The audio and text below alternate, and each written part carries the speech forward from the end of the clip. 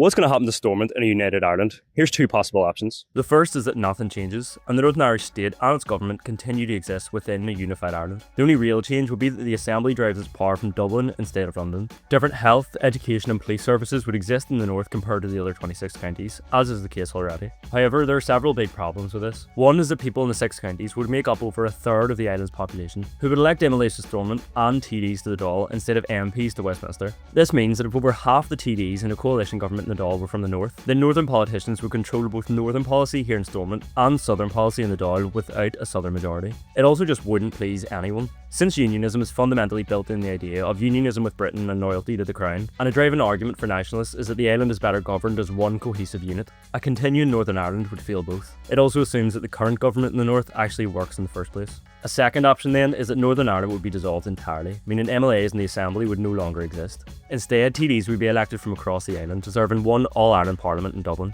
In this case, Stormont could be used for the Seanad, or Senate, the upper house of the Irish Parliament, which currently sits in Leicester House. This would be important for optics, so that the new government is seen to physically operate across the island. It could also be reformed, however, to make it more practically important. For example, the majority of Seanadóirí could be directly elected from different constituencies across the island, and exclusively people who haven't previously been politicians. The President, instead of the Taoiseach, could make nominations, meaning it wouldn't be controlled by government parties as it is now. This would allow minorities, specifically those from a Protestant, Unionist or British background, to voice concerns and challenge or propose legislation in a meaningful way. Either way, Stormont will be important in a united Ireland, but hopefully more useful than it is at the minute.